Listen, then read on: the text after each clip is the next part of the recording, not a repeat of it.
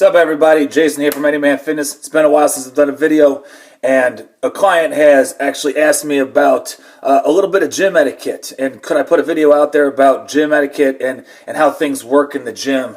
There's always sets of unwritten rules. Every once in a while you have signs posted or things are on a poster in the gym. But it's definitely true. Some of the clients that come to me have tons of gym experience with lifting weights. Others have little to none. So rather than having to pick things up as you go and learn as you go along, I came up with a few different pieces of gym etiquette, things that you need to know no matter where you are working out, unless you're working out in your basement. If you're working out in your basement, I am very jealous of you. One day, when Anyman Fitness rules the world, I will work out in my basement too. But not now. My gym costs $7 a month, and you guys probably have workout facilities similar to that. So, some basic gym etiquette stuff. Rule number 1, before you go to the gym, do not put on too much cologne or perfume. And the converse of that, don't smell. You want to make sure that you are smelling literally like nothing or like soap.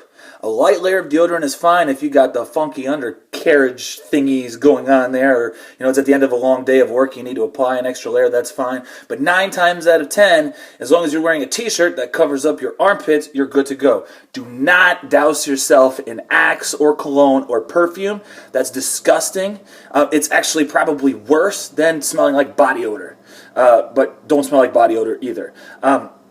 Don't be like my 8th grade students and douse yourself from head to toe in disgusting smelling stuff before you go into the gym. Nobody wants to smell that, especially when you're gasping for air. The last thing you want is to gasp in a big whiff of Old Spice. It's disgusting. Don't do that.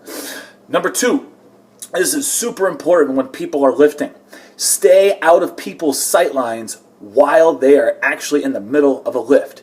This means if someone's doing a deadlift, do not walk right in front of them, and really try not to get too close to the bar as you're walking to the side of them.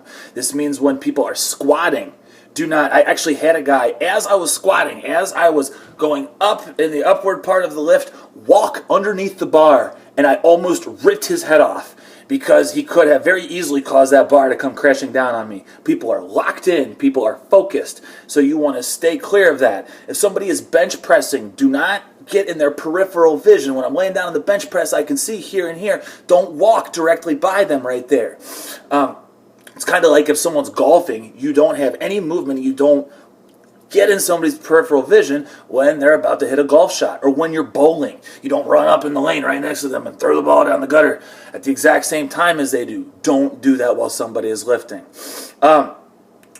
Also, when someone is lifting and they're relatively close to the mirror, don't walk in between them and the mirror. They're using the mirror hopefully to form check or to check out their abs with a Z in the mirror. But either way, it's not good form. Try to walk around them if at all possible.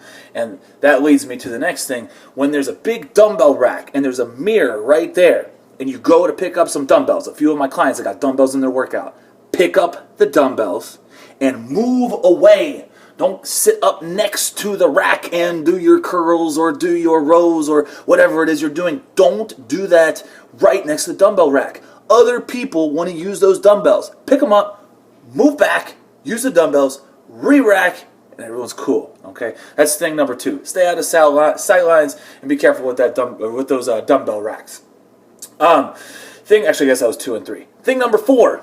Okay, no phone conversations when you're working out on the floor. Now, every once in a while, life happens. You get a sick kid, you get a call from a spouse, your boss is barking at you, mom calls and she wants to know when you're going to be home to eat her meatloaf. Okay, fine. Take your phone conversation. But nobody wants to listen to you and your stupid conversation while they're lifting weights, okay? Nobody cares about what you have to say to this person or that person. Now, me personally, I don't get much free time for me and my mind. I got a wife, I got kids, I got a job, I got things I got to do.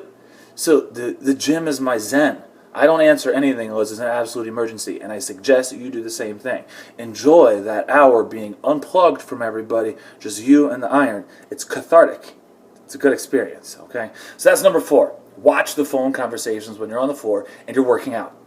Number 5, if you use benches to either bench press or incline bench press or whatever the case may be, wipe them off after you're done. Nobody wants your oil, nobody wants your stink.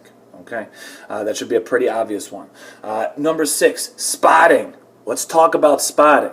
Now, if you're working out of your basement, you don't have to worry about getting a spotter, usually because hopefully you have safety pins. If you're working out of your basement, hopefully you have a loved one to spot you, or you're using safety pins.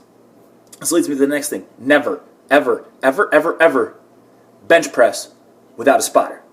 Okay? Especially because almost every single person in my workouts eventually, all of my clients get to the point where they have a max set where they go as hard as they can until they go to failure.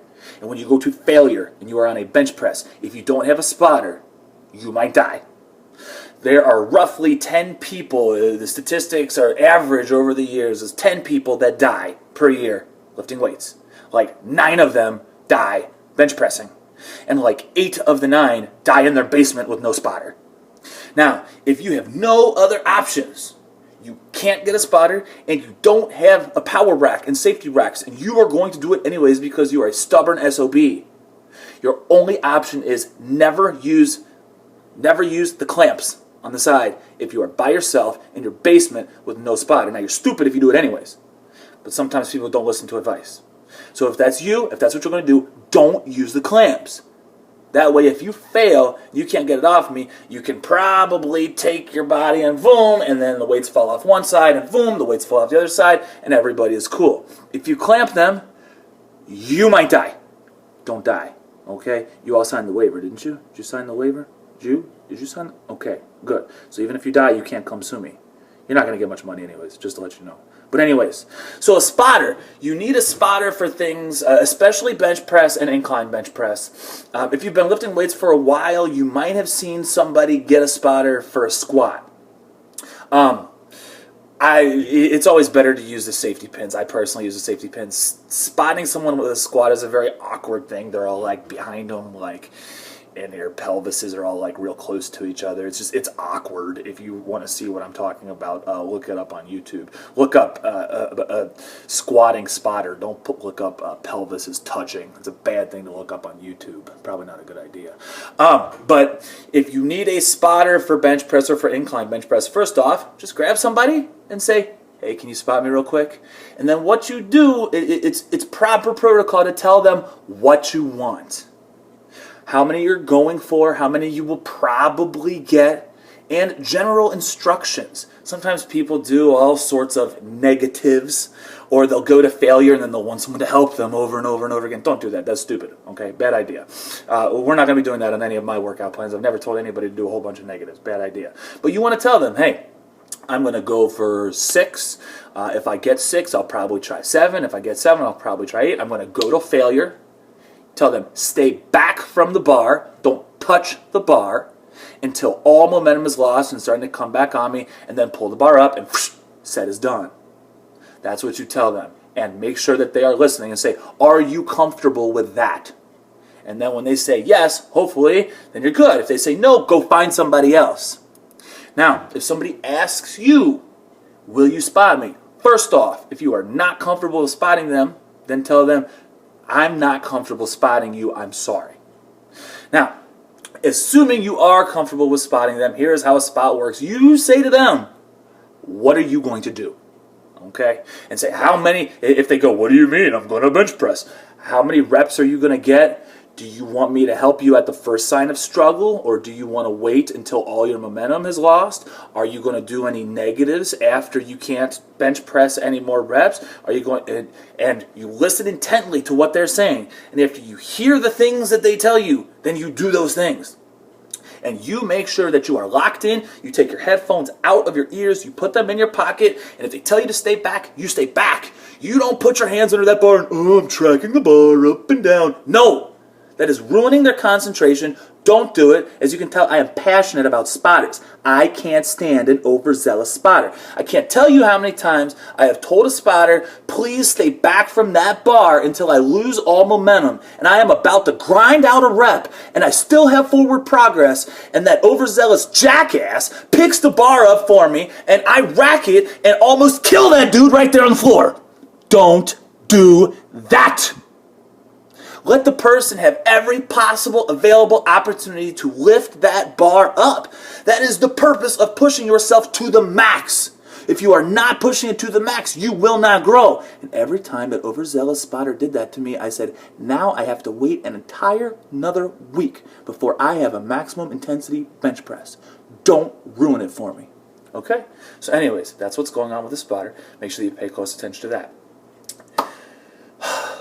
And last but not least, and this is the most important, if I ever hear of one of my clients doing this, I'm going to email you, and I'll probably charge you double.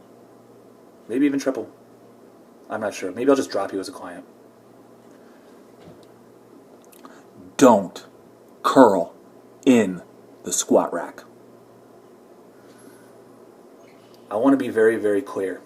There are some clients who have barbell curls listed on their workout plans.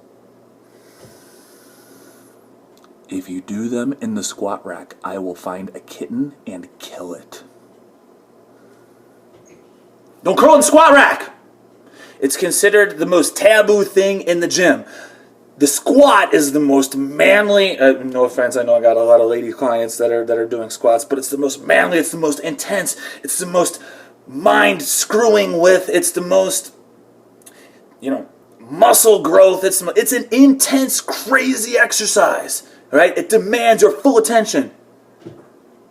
Curls are not that. So it's like doing the most wussy thing ever, like in the most intense exercise you can possibly do in the gym. A squat rack is for the following things. You can do a decline bench press, right? Because you can't really do that on a regular bench press, and usually the power racks are set up for that. You can do an overhead shoulder press or an overhead press, because that way you can start with the bar up here, so you can boom, and you can start doing shoulder presses. You can do rack pulls, which is like a limited range of motion deadlift, where it's like a deadlift, but it starts a foot or two off of the ground to help you deadlift more weight and to improve your deadlift. You can do shrugs, or you get the ball, blow them traps up. Everybody loves them big traps. Or you can squat. Those are the acceptable things to do in the squat rack. So hopefully you understand that, and hopefully everybody's good to go. It's a little bit of a video. Gym Etiquette 101. Everybody hit those macros, kick some ass, get those awesome results. Tell me all about it. Hope you enjoyed the video.